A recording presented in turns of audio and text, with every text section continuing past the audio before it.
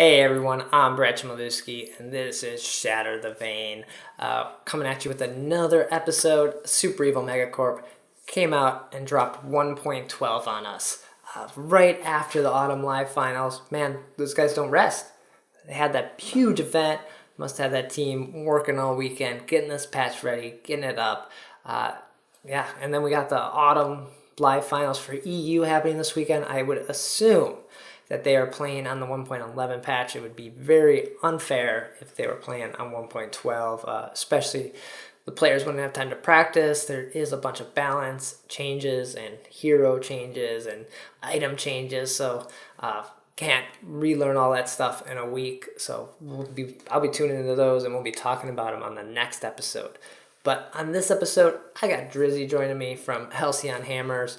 He's streaming, he's helping out with esports events, very good player, good stuff. Talk about all these patch changes in 1.12, along with the new hero hitting the fold that I'm picking up. You should be picking up too. I know it's going to cost you money to get that hero with ice, but throw down, support Super Evil Megacorp. It's the holidays. You can afford it, or you're going to be getting those iTunes gift cards probably for Christmas. Pick up that Fortress skin. It looks great. But all of that talk about in this episode. So let's do it. Shatter the Vein, a podcast about Vainglory.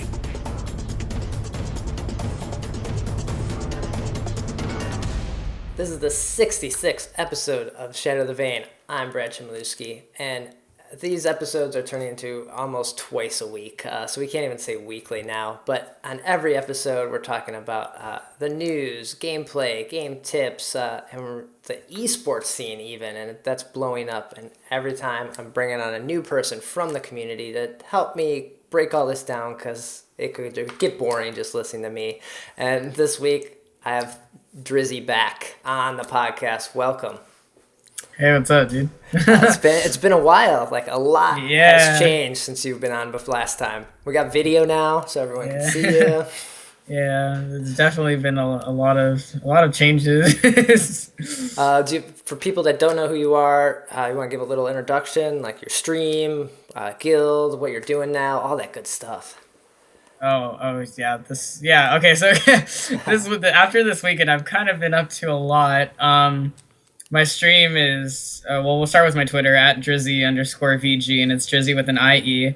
My Twitter handle is the exact same one, so you can plug that in there. Nice. After this weekend, I actually stepped down from being a competitive player. Okay. So I'm no longer doing that with Halcyon Hammers. I'm actually helping our manager that organizes all the competitive stuff. I'm helping him out with some stuff. Okay, so still with Halcyon Hammers, just not. Yeah, so I'm still with Halcyon Hammers. I'm just not. I stepped down from being a competitive player, or stepped up, whichever way you look at it, I guess. It was a sidestep. I'm helping out with our competitive aspects now. And then after this weekend, I guess word kind of got around, so I guess we'll announce it here. I am doing hair and makeup for SCMC along with SFX's wife, which is Wonder Lily. Oh, cool. So we're like SCMC's like personal hair and makeup team now, which is really cool. It was so last minute, so surreal, such a great experience, and I'm really excited to work with them. So that was at the live finals?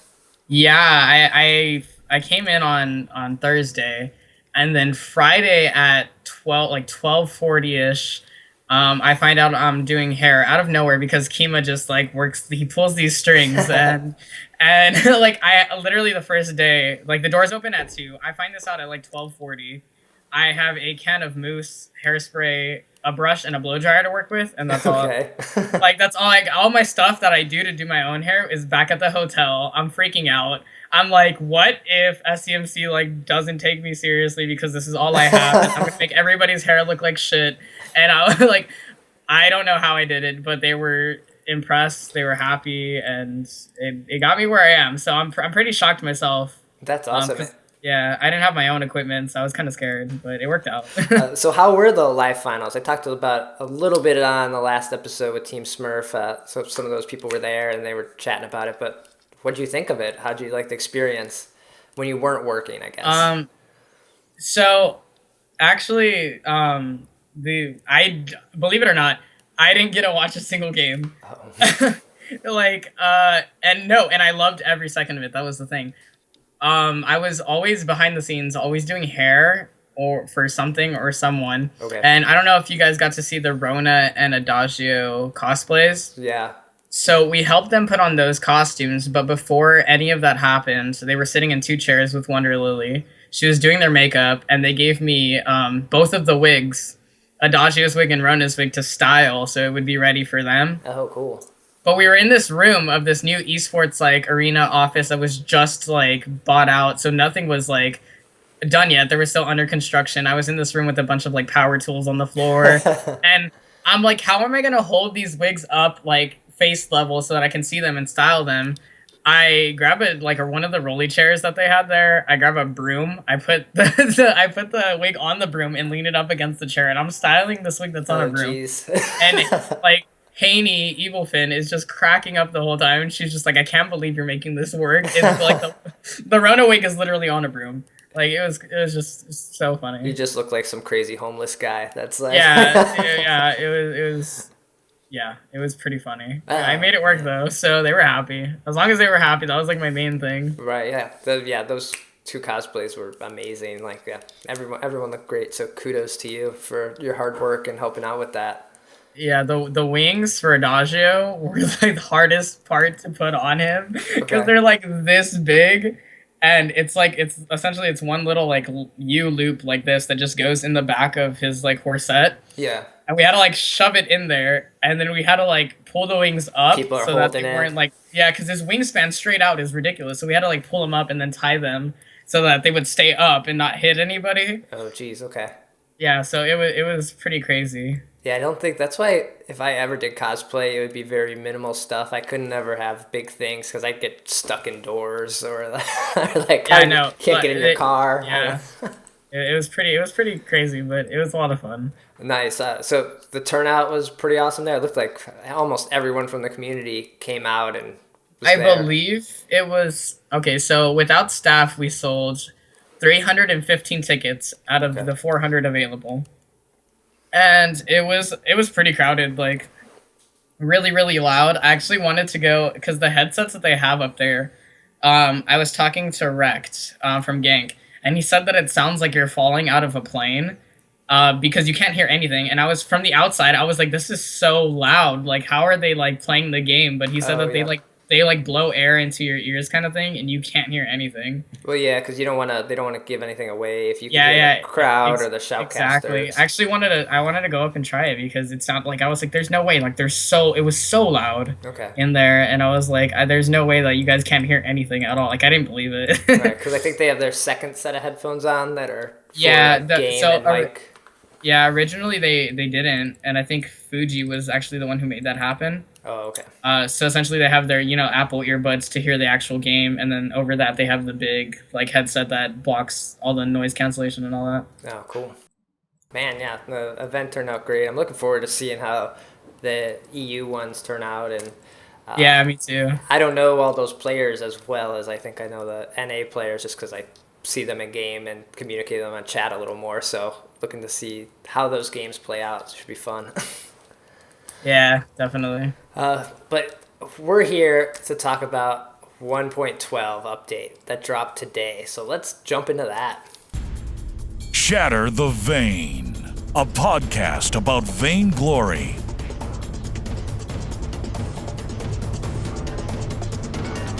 So I think the big thing in here is we got a new hero. We got Kestrel, the archer, the female archer headed to the Halcyon Fold. She's part of the trio of the stormguard. I think they let that slip, or it's been leaked that there's going to be 3 people in the stormguard. So you're going to be able to play the Arden family and the stormguard at some point down the line, which is pretty exciting. Yeah, I thought that was a pretty cool little twist. Yeah. So Kestrel, like basically your mage, usually probably you're going to see more in the lane, but let's run down these abilities. She's also going to be available for early access, just like all these new heroes. So if you drop that ice, you can get her for the first 7 days, and then after that, available through Glory. So her heroic perk is called Adrenaline. Whenever Kestrel lands basic attacks, she gains attack speed and reduces the cost of her abilities. This stacks up to 5 times and wears off after a short duration. So the couple little tests I've done with Kestrel, this wears off fast. Like, it's quicker than Taka's stacks, right? Yep. Like, you gotta be attacking quick, but stutter stepping here with Kestrel is kind of nuts. It's also like, it's one of those things where you have to be like mechanically intact, and you're not necessarily just feeling the game like you would Ringo anymore. You have to keep an eye on your stacks, because the minute that your stacks drop, your attack speed is actually significantly decreased. Okay. Especially when you're trying to stutter step in lane. You could go from being able to smoothly hit it as if you have like twirling on Ringo, and then dropping as if you're like Glaive. Okay. And like it's you have to keep an eye on that left corner now as when you're playing as her, I think. Okay, so it's gonna be a more skilled stutter step.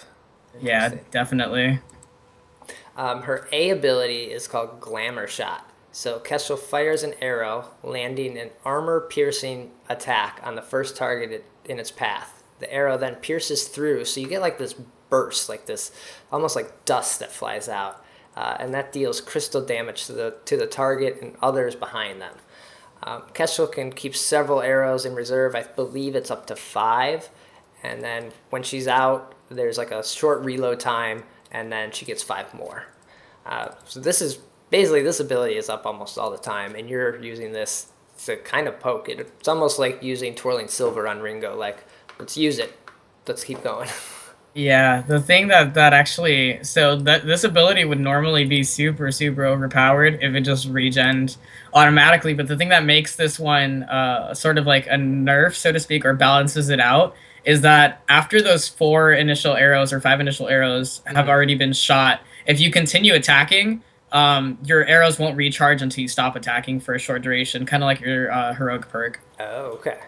So you can't spam arrows like nonstop. It's not like Legolas from like Lord of the Rings. So another one you gotta like manage and keep an eye on. Yeah, she has a lot of like different things to her kit that you need to keep an eye on. But the animation on it is really fun. Just that like explosion out, like it's beautiful. Yeah, hearing the sound effects is really cool too, even with her basic attack. Oh, nice. Her B ability is called Active Camo. So this is our second stealth added to the game. So Kestrel instantly vanishes from sight and gains bonus move speed. Additionally, she leaves behind an invisible mist at this location, and it reveals enemies as they walk through it. And then if Kestrel deals damage to an enemy hero within the mist, it'll detonate, do damage, and then stun them. So it's like, this is a crazy ability. It's a stealth, it's a stun, it's a scout trap kind of an all-in-one kind of thing. And this one works a little differently. So you also get like your movement speed's increased if you build weapon power, and then if you build crystal power, it lasts longer, right? Yeah. So the thing with this ability that is really cool, I like how when they made this character, it's actually the first one that I considered that came out that can actually be played both ways and have a different feeling playstyle wise. Okay. So when you're building her weapon, you actually do have you move faster, but your B doesn't last as long. You're not in your active camo, so to speak, as long. Okay. And you can actually use it when you're fighting. Now, if you build Crystal, normally when you take any damage as Kestrel, your B automatically starts on a 3-second tick timer. So you're not allowed to use it like Taka when you're taking damage. You have to be able to either initiate with it, or if you build weapon, you're able to, use it during the battle. Okay. But the cool thing about going Crystal is that if you build Clockwork, I believe, you can walk around the map invisible at all times. That's kind of awesome. It's really cool. I was actually testing it, and what I would do, I was playing a 1v1 in the PvE server, and what I would do is I went Shatterglass Clockwork so that I could make sure I would always be able to walk around. Mm-hmm. And I would, be in lane doing farm, and I would disappear because you always want to keep your 5 stacks up, right? Because it's reduced energy costs. If you don't have your 5 stacks up, your B literally takes like 75% of your energy. Oh, okay. So that's a key thing to do. But I would literally have clockwork and just walk around the map pressing my B until I got right underneath the other person I was playing against. I would press my B underneath him.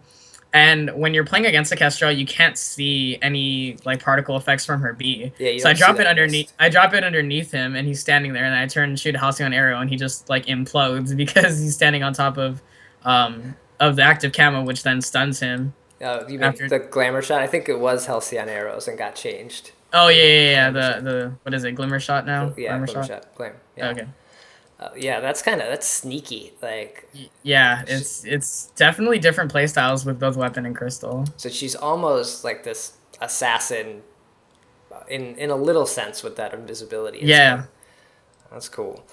So then her ultimate, her C skill is called One Shot, One Kill. So this is a global ultimate.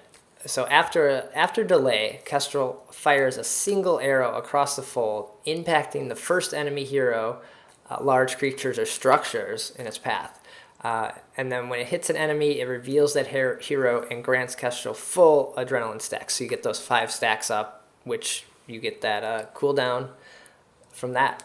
This is neat and also tricky to make work. Especially like you're not gonna like those long range snipes that maybe we all like dream of. Those are gonna be pretty hard to land. Yeah, I was thinking the exact same thing. In my opinion, the cast on it is way too long, especially since the enemy can see the like whole line, and it's like this thin, so it's kind of hard to land. My first game though, right after the service dropped, I know it wasn't available like on the East Coast right away. But on the West Coast, I started my first game. I sniped somebody from base at Gold Mine after we had just lost a fight. One of our guys got away, so they didn't get an ace. But it was a black feather who had like little health, and his fin was tanking the Gold Mine so they could take it. And he stayed still, and I sniped him. And it was like an awesome moment, and I was like screaming at the top of my lungs. I was like, "Oh, there's no way!" Exactly, but it's never gonna happen again. It was like a luck thing because she just dropped it. Nobody really knows. So they're like, "What's this blue line?" Yeah, like, oh, should I move? Can they just see me? I don't get it. So those few games you've been able to play, Kestrel, like you liking the weapon? You liking the crystal? Like, what do you think people are gonna do? I am a huge fan of Crystal personally. Okay. I've been waiting for an archer since like I found the game. Oh, really? I was like, where's this archer at? Like this is my hero that I've been waiting for. And I'm strong into Crystal right now. But I believe weapon does have its advantages, especially with that active camo, the B. Okay. Being able to use it during a fight is actually a really, really good thing to have. Just kind of similarly when you play Taka. Like, imagine not being able to use his box when taking damage. That's kind of the feeling you have with Crystal. But then again, if you do build Clockwork, you're walking around the map invisible at all times, essentially giving your team vision. Right. And which is a really cool aspect of it. I definitely like both playstyles, but I'm gonna have to go with Crystal. Yeah, it's definitely my favorite. I feel like I just like Crystal heroes a lot better than weapon heroes, so yeah, I would probably go Crystal, but I'm definitely gonna be playing both ways. I think she's gonna be pretty strong from the PvE games we were seeing and just what people were doing with her. I think she may pop into this meta even more than Blackfeather did. Yeah, I definitely expect to see her in at least maybe 7 out of 10 games. Okay. I would expect to see her. She's actually really strong. It's going to take a while for people to get used to her playstyle because, like I said, you have to be watching so many different factors when you're playing her. But if you saw the live stream from SCMC, the old school actually destroyed me in the lane. It's old school, so it was old school. I was like, all right, Exceptions invites me. I'm like, okay, I'm ready. And then like he kicks somebody else and invites old school, and I'm like, fuck. Yeah, it was pretty crazy, but a lot of fun. So. Do you think do we have a good counter to her? Is Ringo still going to be a good pick to just poke her out and do a lot of damage? Actually, Ringo doesn't stand a chance against her early game. Okay. I actually did test that with one of my friends, Huskies, in HH. She was playing Kestrel, and just literally because they buffed her range before actually throwing the update out, like the last PvE patch we got. So her range is the same as Ringo's now. Right. Okay. And with her 5 stacks up, it's like having Twirly up. and if she has Twirly up all the time and Ringo only gets it every like 7 seconds, you're kind of going through like a little fight here, especially when she can shoot a Halcyon arrow at you and chunk you for like 100 damage at level 1. So all 4 of her arrows hitting you is 400 damage. You're at like a quarter HP by then. Jeez, okay. So, but after he builds some items, he can definitely stand up to her late game if you know how to like kite correctly and juke past her Halcyon arrows. okay, so maybe Or I keep calling them Halcyon arrows. What are they? Glimmer shots Glamour now? Shots, yeah.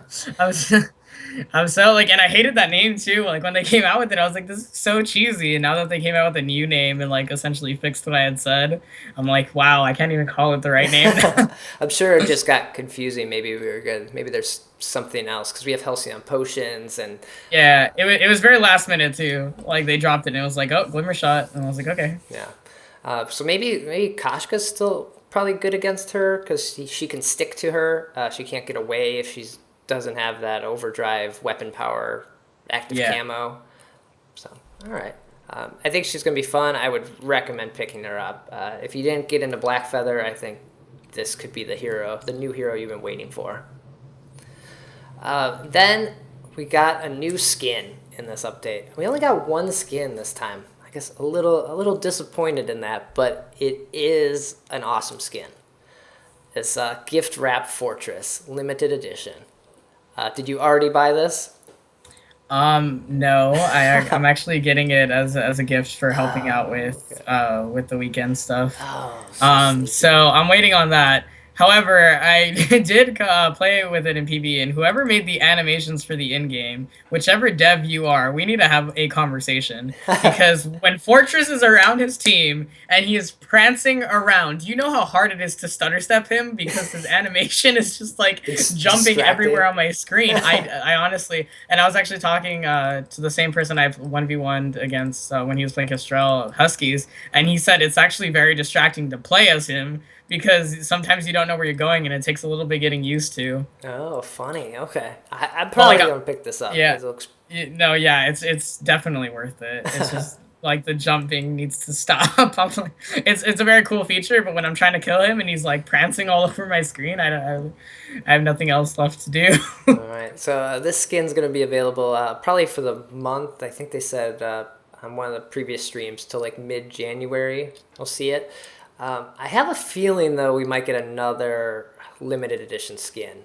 It seems one is like, we're at the holidays, man. Everyone wants to spend money. Come on, Super Evil, I'm going to have these iTunes gift cards. I need to spend them. Just take my money.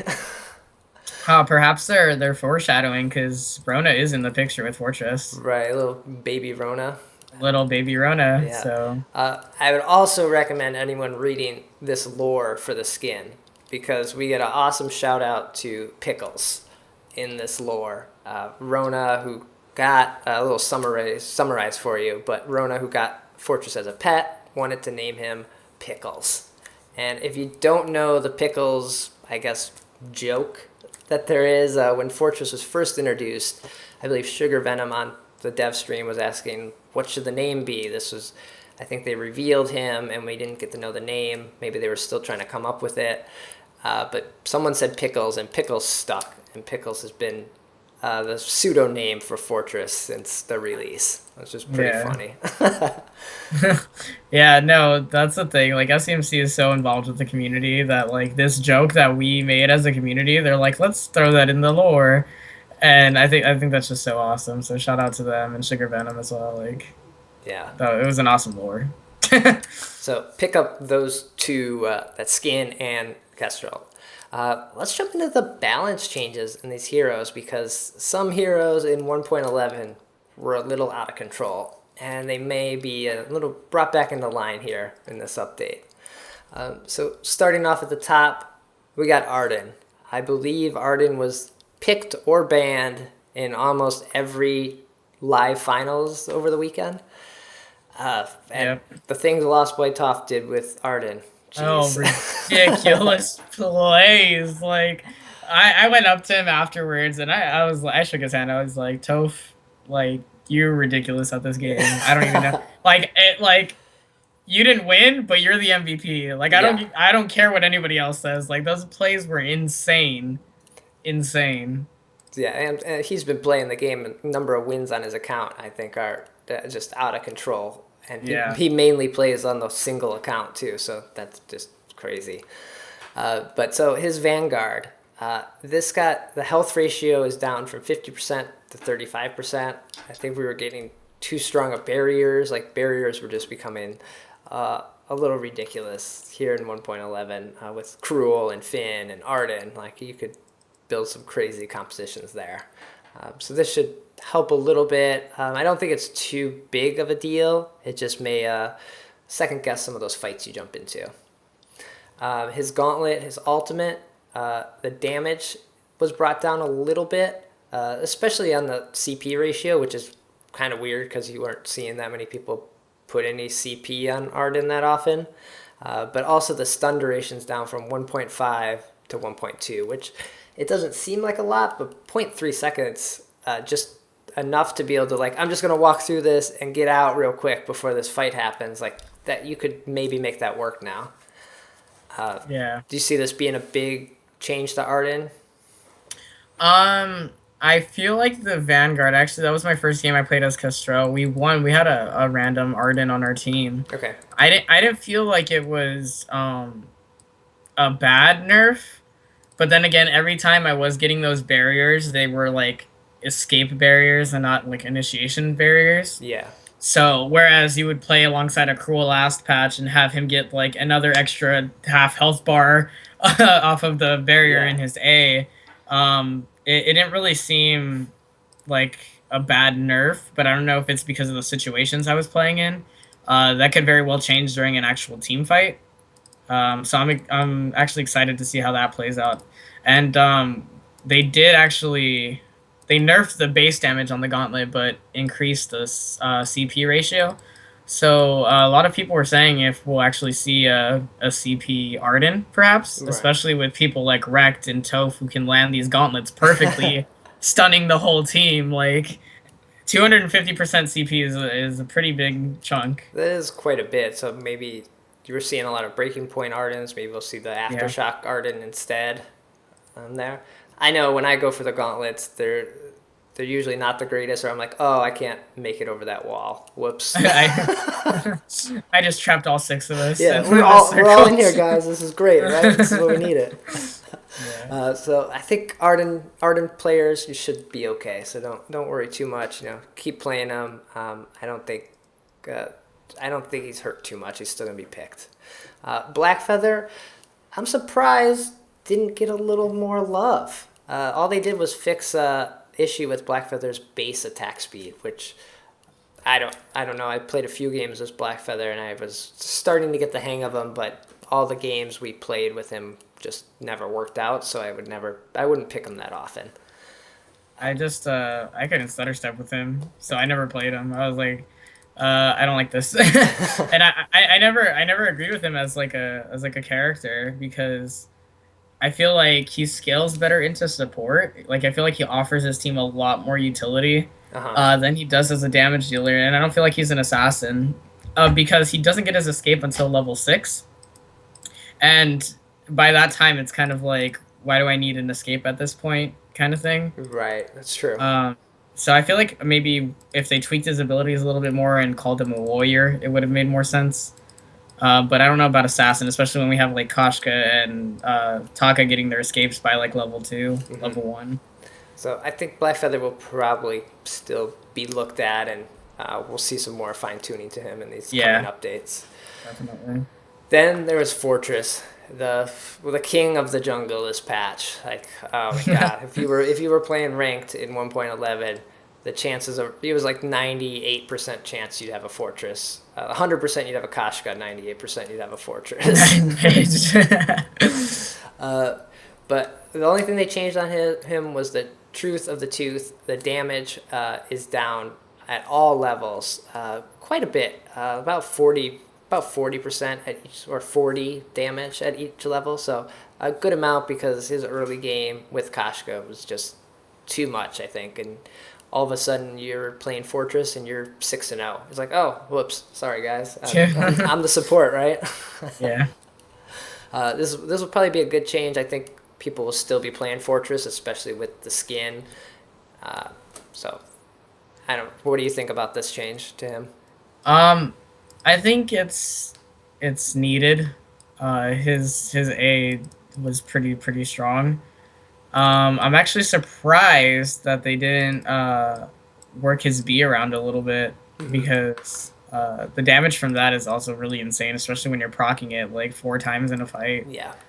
On multiple people. I'm very excited to see a bunch of Fortress though, especially with this new holiday skin. Yeah, I think they didn't maybe want to hurt him too bad, because he is a different kind of support. He's not your Catherines and your Ardens. Different play style.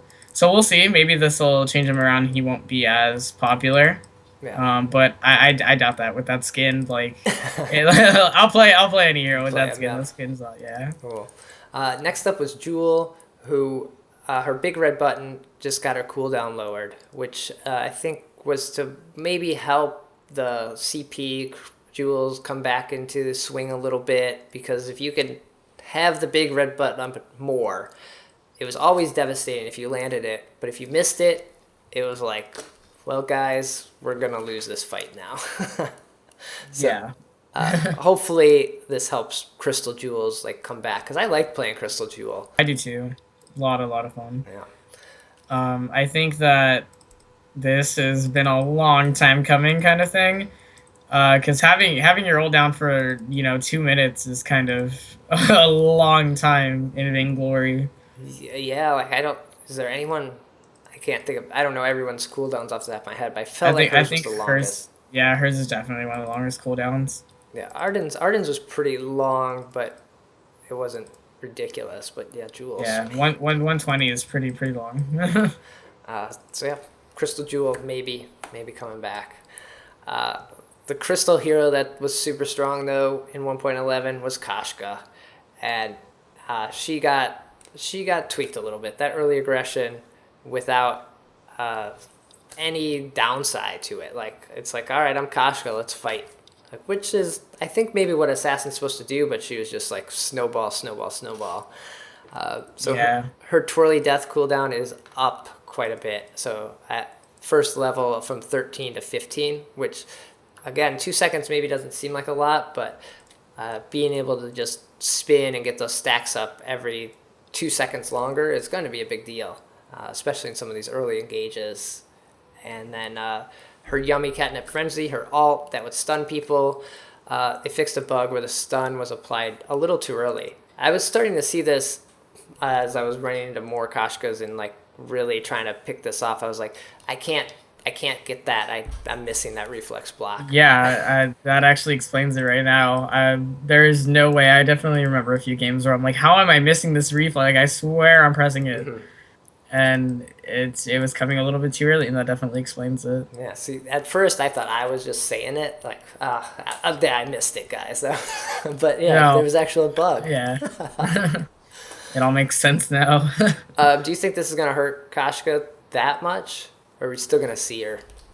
I don't think it's that much, because I think the Twirly Death actually is something really interesting to see, because essentially her heroic perk reduces the cooldown by 2 seconds, mm-hmm. which is an extra basic attack. So I'm interested to see how that's going to change her, how many stacks she gets off of her Twirly and however long the fight lasts. Yeah. Equally, the Yummy Catnip Frenzy, only, like, I would say the top tier players really utilize that reflex block to block her ult. So I don't think it's going to affect her too much. Because even then, our top tier players will miss a stun like that, or have to use it on like a Catherine or a Gauntlet and to reposition and things like that. So I don't think that one's going to be as big of a deal.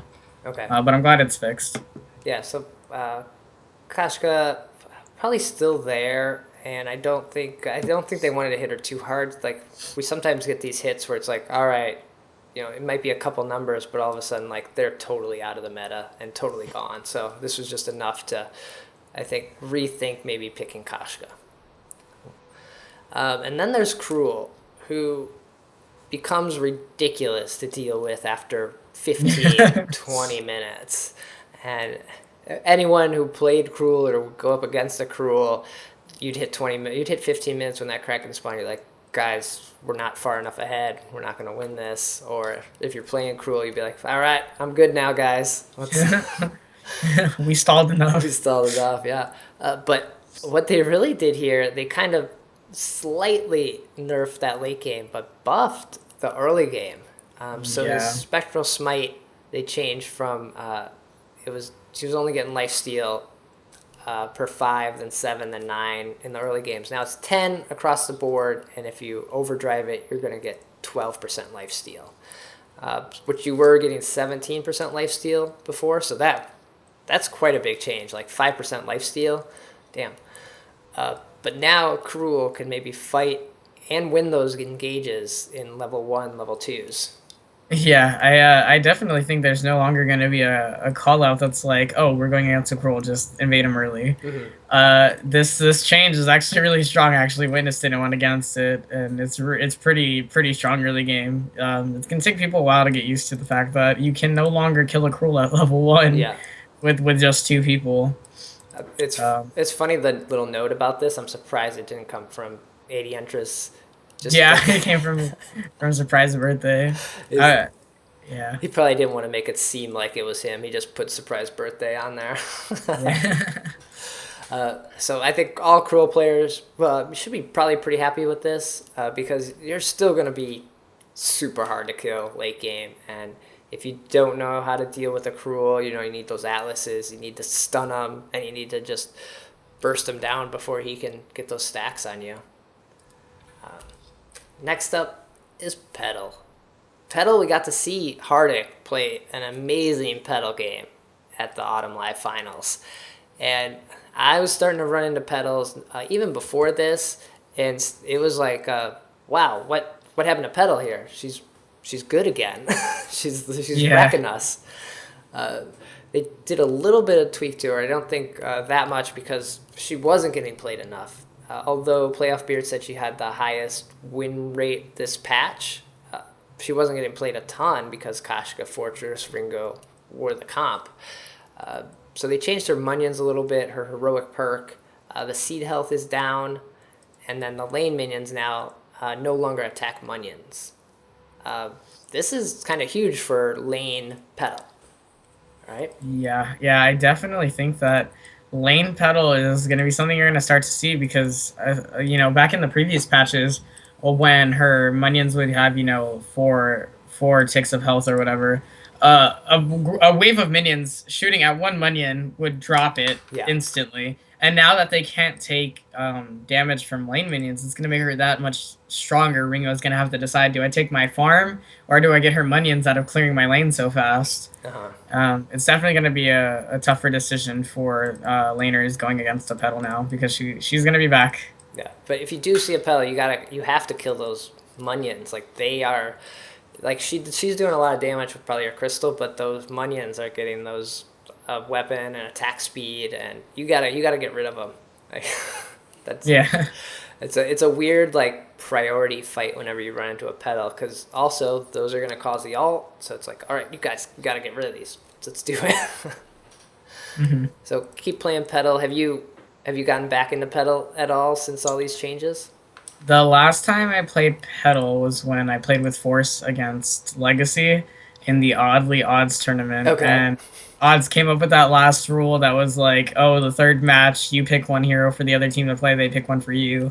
We both picked Petal. We both played support Petal. So that was the last time I actually played Petal. Okay. But I'm excited to get back into her, especially with this new change. Yeah, Petal's fun. Support Petal, I don't think is working as well. Although they suggest she starts with the Iron Guard contract and they're trying to make her support. Crystal Petal, I think, is still the way to go.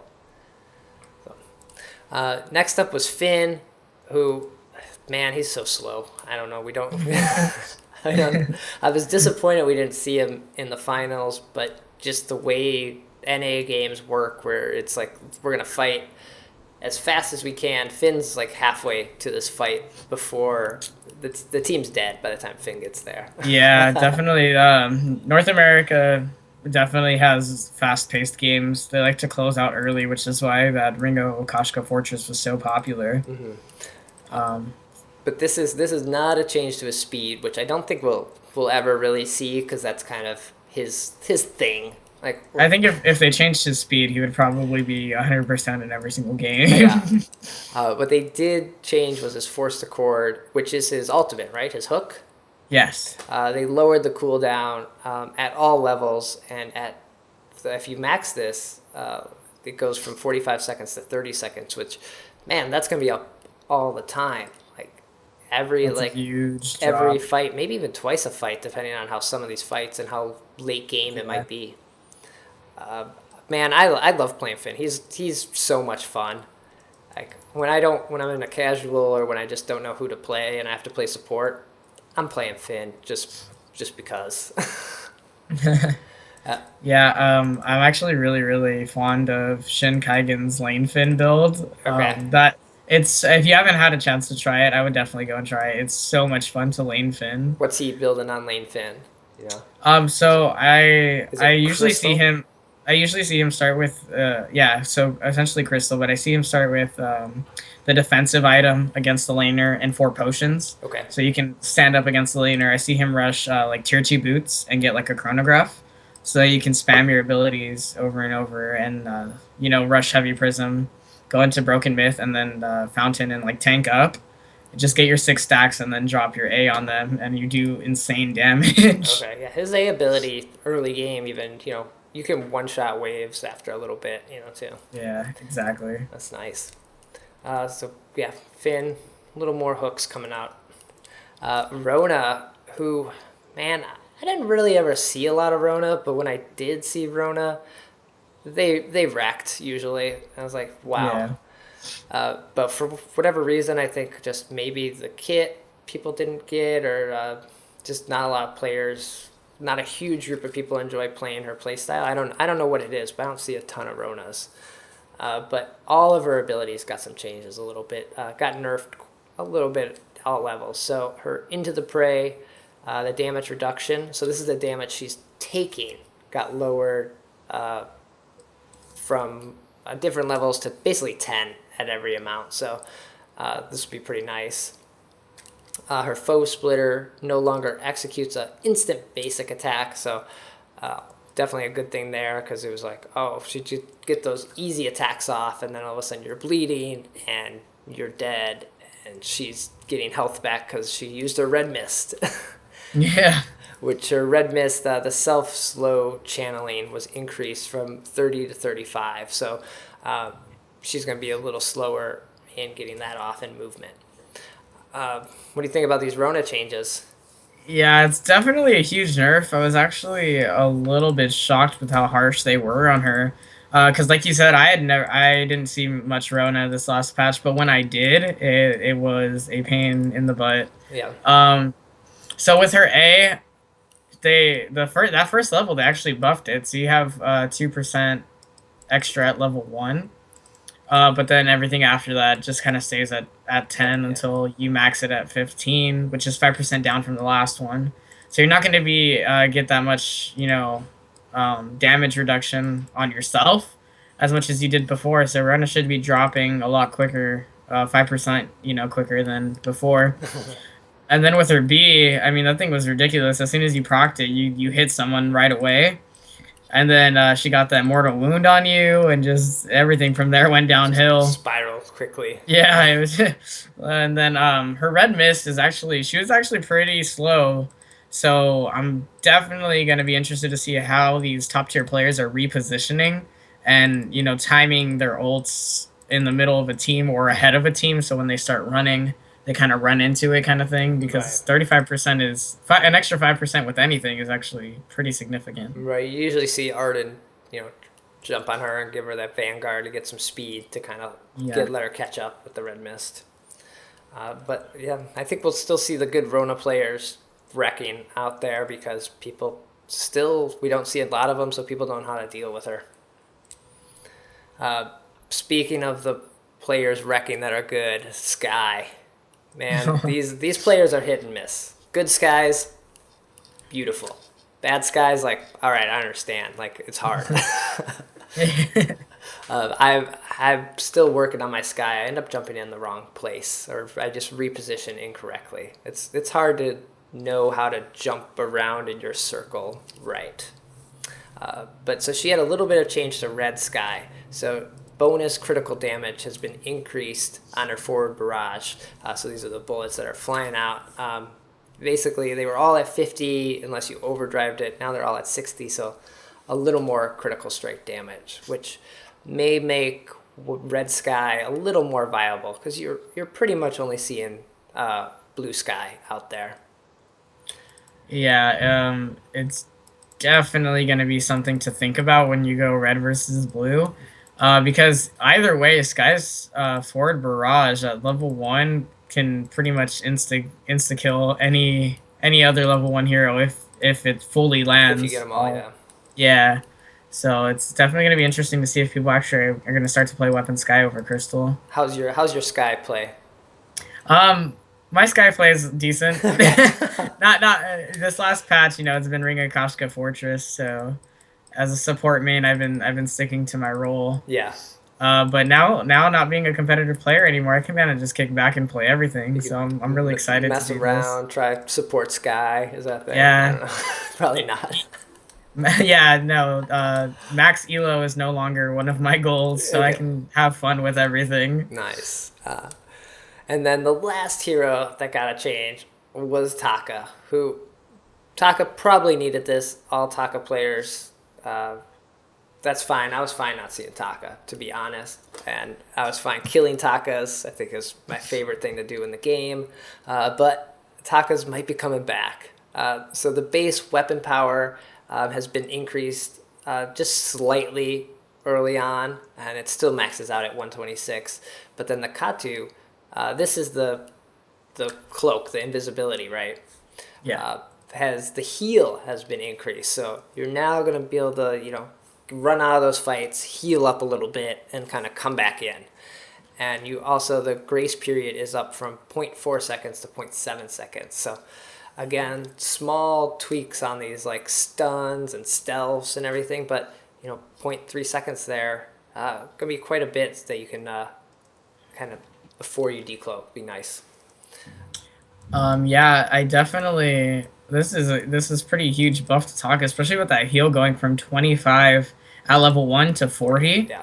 That's insane, and I'm actually gonna call him out here. Chicken123, if you're watching this, and you're not playing Taka this patch, we're gonna have a long talk because I'm definitely ready to see you up in those top tier games playing Taka again. Because this is a really good buff, and I'm excited to see what you do with that. Yeah, because Taka's when he got rolling, it was like, oh my gosh, like it was just tough to deal with, and with laners like Scarfs or Celeste who were so popular, it's just like, all right, I can jump in on there and you're dead. No big deal. So Taka players rejoice, but I will still be buying lots of scout traps and flares, and I will hunt you down. And then we have a few item changes before we get out of here. The Iron Guard contract just had a little change, so now you're not going to be able to instantly take those last hits, which is perfect for those support adagios. And I know Petal's Munions weren't doing the last hit either, but same case right there. So you don't have to worry about like those accidentally steals from maybe even Fortress's bleed probably doesn't affect this anymore, right? His mortal wound. Yeah, I would imagine so. I hope that it doesn't, because it was definitely a big issue. Yeah. I know I was always yelling at my teammate, like, don't even use your bleed, just hit it once and walk away. Hit it once and walk, like, don't, like, there's no reason for you to be using your abilities on these minions that I can two-shot. Right. So I'm definitely excited for that one. So that should be nice. And then so support players, you can use your abilities now and not feel awful and have to or frowny face every time you take one. Let them know. Exactly. It wasn't my fault. And then force us to smile back with a thumbs up and okay. God, and reassure you when inside we're dying because you took that one far. And the passive damage from Stormguard Banner to heroes was decreased a little bit, which was needed because all of a sudden Catherines and Ardens were hitting you harder than they should be early on. It's like, what do you have? You You have a fountain and a stormguard banner? This is bullshit. Yeah, Arden should not be able to 1v1 any lane carry at any given time. And I was one of those people that got 1v1'd by an Arden with stormguard, and I was weapon saw. Okay. I think I did that to a saw. I was like, suck it. Yeah, I was stutter stepping so fast as a weapon saw, and this Arden 1v1'd me, and all he had was, I believe it was Warhorn and Fountain. And I was like, what the?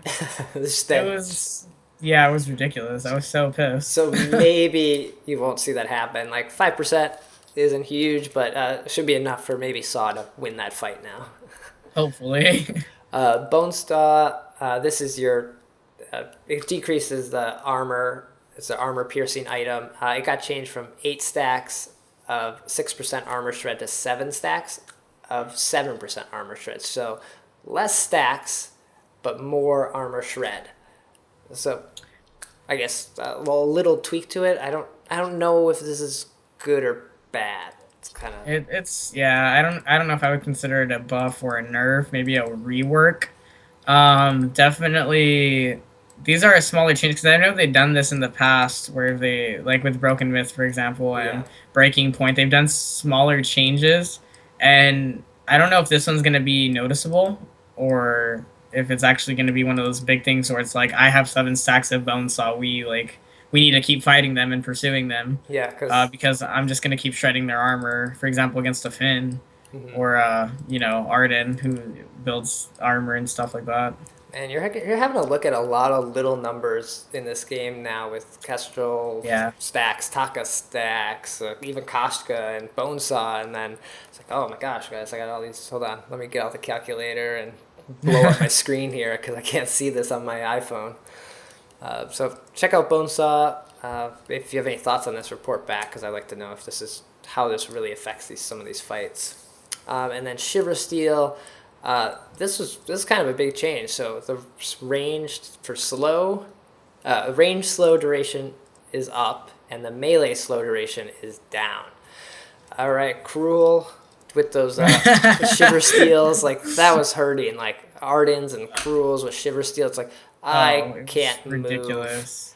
Move. Exactly, you just felt paralyzed. It was just insane. I'm actually excited to see this one play out because they buffed range, so range is actually going to have incentive to purchase this item now. Yeah. Or at least a little more than before. I don't know if 0.6 is actually a good number for that.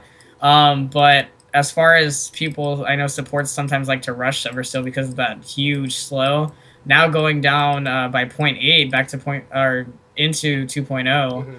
I'm interested to see if they would still consider rushing it and how that would actually help them out and their team. Right. I don't know too many ranged heroes that even would get this. Like it's kind of, I feel like a wasted item for a lot of ranged heroes. Like I remember when Petal was really, really popular. Shiver Steel was actually a really good item on her because you keep those the player essentially close to your minions and your crystal. They're just eating at them the whole time, and it's definitely a good item to have. So maybe this is who that's for, the support Petals. Perhaps.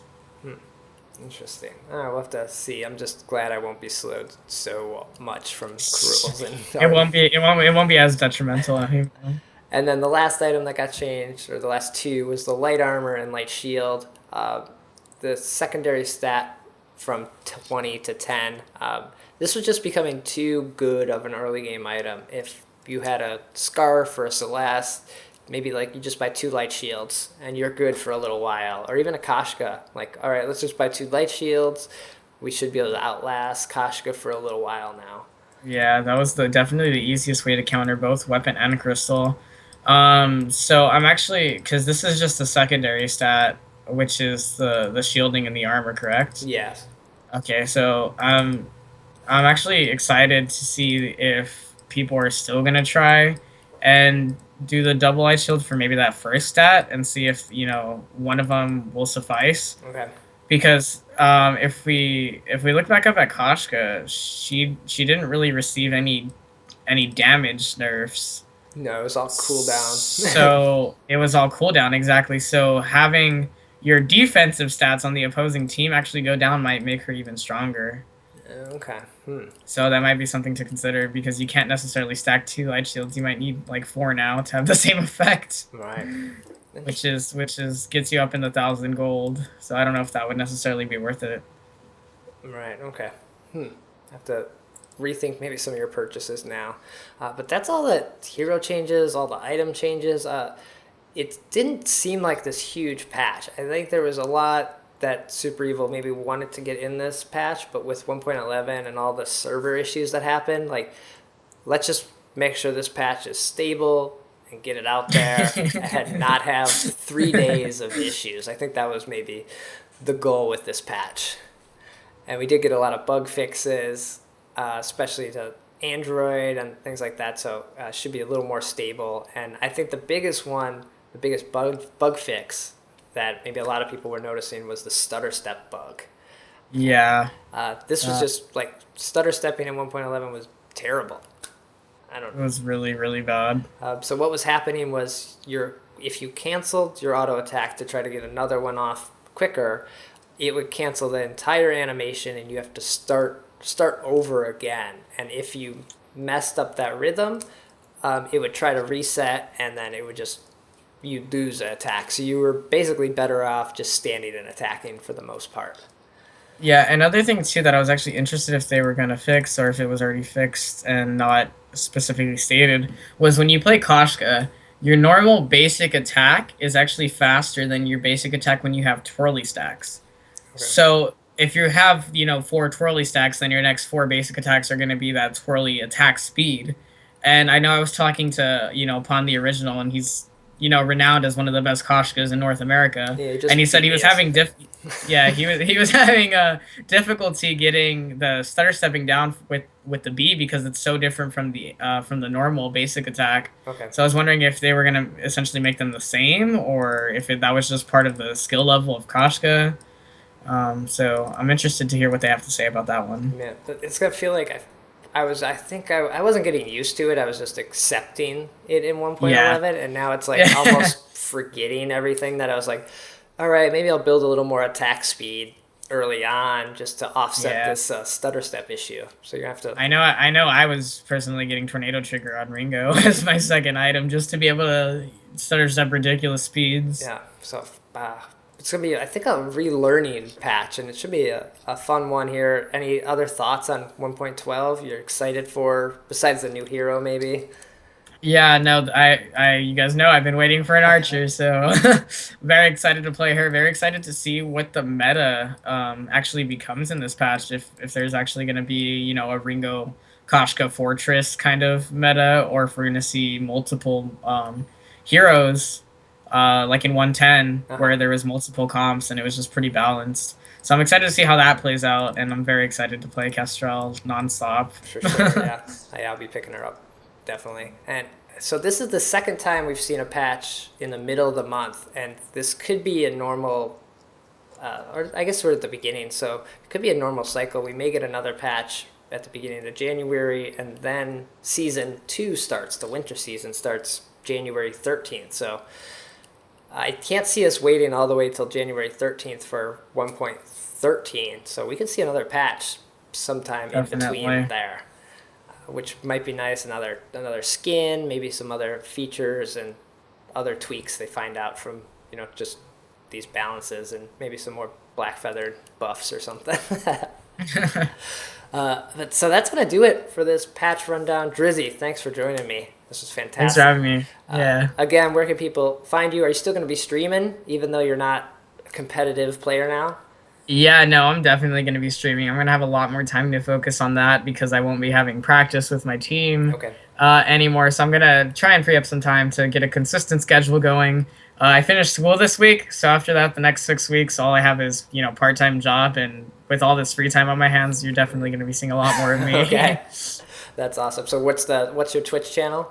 So it's twitch.tv/Drizzy, DRIZZIE _VG. Nice. And it's the same for my Twitter as well. So if you can't find my Twitch, try and find the Twitter, and my Twitch is actually in my bio. Awesome. So you can just click the link and go straight there, yeah. Definitely check out the stream. Drizzy's a great player, so learn a lot from him. And if you want to follow Shatter the Vein on Twitter as well, @Shatter the Vein. Facebook /Shatter the Vein, sharing news, articles, all kinds of stuff I find, and games I play on both of those. And then the website, shatterthevein.com. All the episodes are shared there, links to iTunes, YouTube, Stitcher, any way you want to listen or watch the show, you can do it. And if you're over on iTunes, leave a review. I love seeing those. I usually try to share them out when I do see them, and thank you for everyone who's doing that and leaving those. I appreciate it. And that'll do it for episode 66. We'll be back soon with another episode. Take care. Shatter the Vein.